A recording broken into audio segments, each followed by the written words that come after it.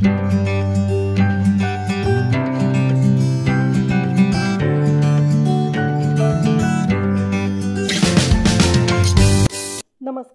Recipe time with जान्हवीमध्ये सर्वांचं मनःपूर्वक स्वागत.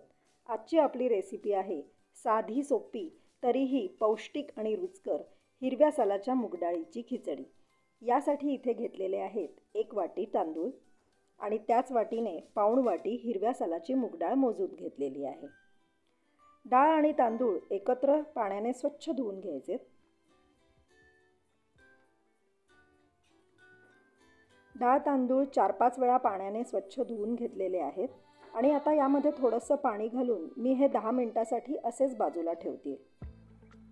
4-5 लसणीच्या पाकळ्या ठेचून घेतल्यात. एक मध्यम कांदा आणि थोडीशी कोथिंबीर बारीक चिरून घेतलेली आहे. खिचडीसाठीची पूर्वतयारी झालेली आहे. आता डाळ तांदूळामध्ये जे पाणी घालून ठेवलं होतं ते मी काढून टाकते. डाळ तांदूळातलं पाणी काढून टाकून डाळ तांदूळ व्यवस्थित निथळून घेतलेले आहेत. आता आपण खिचडी करूया. मंद गॅसवरती पातेलं तापत ठेवलं होतं. त्यामध्ये घेतलंय 1.5 टेबलस्पून तेल. तेल व्यवस्थित तापल्यावर यामध्ये घातली आहे 1 छोटा चमचा मोहरी. मोहरी तडतडल्यानंतर पाव छोटा चमचा हिंग आणि 1 छोटा चमचा हळद घातलेली आहे.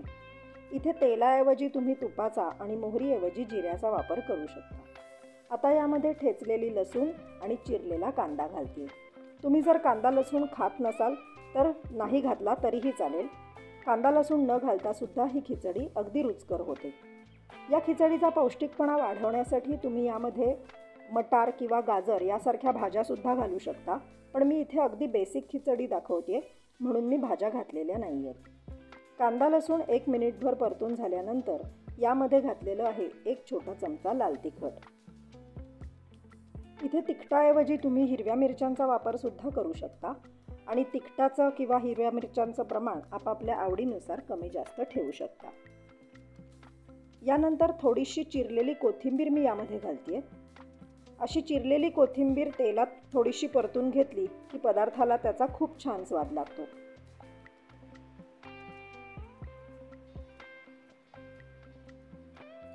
कोथिंबीर परतून झाली आहे. आता यामध्ये घालते निथळून घेतलेले डाळ तांदूळ.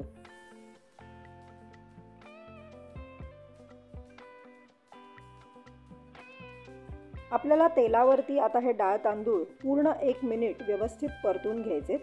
असं केल्यामुळे होणारी खिचडी अगदी पचायला हलकी होते.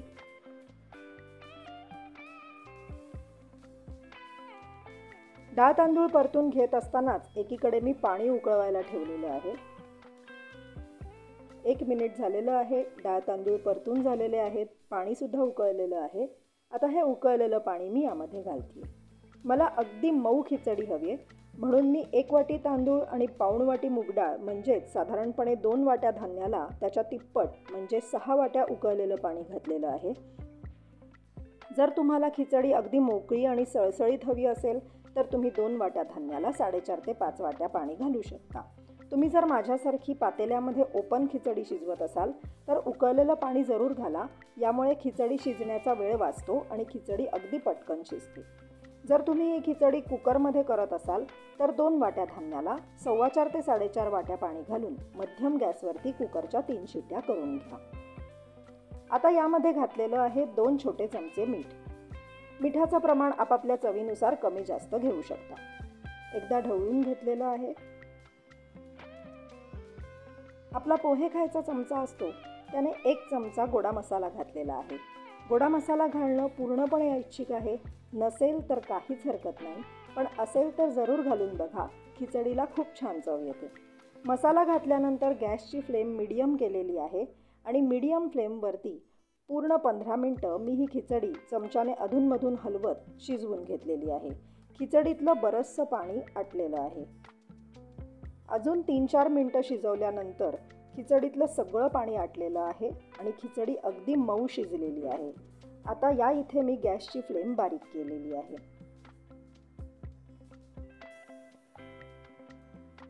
आता उरलेली सगळी कोथिंबीर मी यामध्ये घातलेली आहे. कोथिंबीर घातल्यानंतर पुन्हा एकदा चमच्याने खालीवर करून व्यवस्थित मिक्स करून घेतलेलं आहे. गरमागरम हिरव्या सालीच्या मूगडाळीची रुचकर आणि पौष्टिक खिचडी तयार आहे. सर्विंग बाउलमध्ये काढल्यानंतर यावर मी घातलंय घट्ट साजूक तूप. स्वयंपाकाचा अनुभव असणाऱ्या गृहिणींना तर ही रेसिपी माहीत आहेच, पण जे अगदी नव्याने स्वयंपाक शिकतात आणि त्यांना काहीतरी साधं सोपं तरी पण पौष्टिक असं करून बघायचं आहे, त्यांच्यासाठी कदाचित ही रेसिपी उपयुक्त ठरेल. रेसिपी आवडल्यास व्हिडिओला लाईक, शेअर आणि चॅनलला सबस्क्राईब जरूर करा. बेल आयकॉनवर क्लिक करा जेणेकरून माझ्या नवीन व्हिडिओचे नोटिफिकेशन्स तुम्हाला लगेच येतील. पुन्हा भेटूया पुढच्या रेसिपीमध्ये. धन्यवाद.